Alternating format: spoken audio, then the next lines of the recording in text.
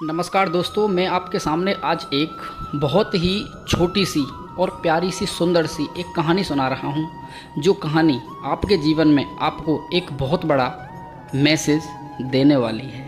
बस आप इतना करना कि इस वीडियो को अंत तक देखना। एक बार भगवान शंकर और माता पार्वती कैलाश पर्वत पर बैठे हुए थे, तो माता पार्वती ने भगवान शंकर जी से पूछा कि प्रभु, मैं काफ़ी दिनों से देख रही हूँ नीचे पृथ्वी लोक पर कि आप जो लोग बहुत ज़्यादा दुखी हैं, आप उन्हीं को और ज़्यादा दुख देते हो, और जो बहुत ज़्यादा सुखी हैं और खुश हैं उनको बहुत ज़्यादा खुशियाँ और ज़्यादा देते हो। ऐसा क्यों? मैं इसका मतलब नहीं समझ पा रही हूँ। तो भगवान शंकर ने बोला कि चलो, मैं तुमको इस बात को समझाने के लिए पृथ्वी लोक पर लेकर चलता हूँ, और इसका सही मतलब तुम वहीं पर समझ पाओगे। अगर मैं तुमको यहाँ कितना भी समझाऊँ तो समझ नहीं पाओगी। शंकर जी और माता पार्वती पृथ्वी लोक पर एक इंसानी रूप धर के आ जाते हैं। तो शंकर जी बोले कि अब हमने यहाँ पर मनुष्य का रूप धारण किया है, तो हमको यहाँ पर मनुष्य की तरह ही जीवन जीना पड़ेगा।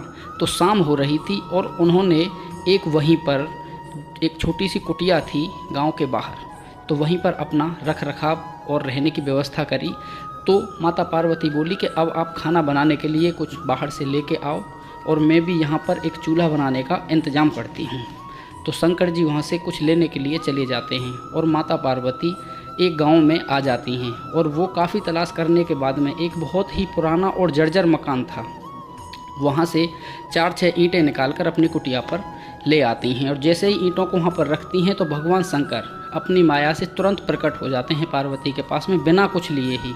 तो माता पार्वती बोली कि आप तो खाना बनाने के लिए कुछ भी नहीं लेके आए। तो वो उनसे पूछते हैं कि तुमने ये जो ईंट ली हैं ये कहाँ से ली हैं?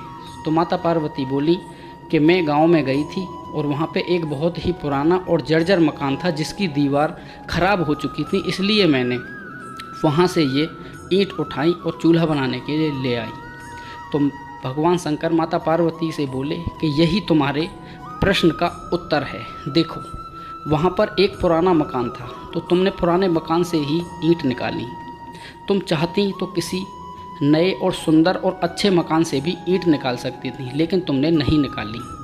ठीक उसी तरीके से जो इंसान अपने कर्मों से, अपने स्वभाव से, अपने अच्छे कार्य करने के तरीके से, भगवान की आराधना करने से जो अपने जीवन में सुख और अच्छी नींव और एक अच्छी इमारत खड़ी करता है, उसके अंदर से कोई भी इंसान चाहकर भी कोई एक ईंट नहीं निकाल सकता।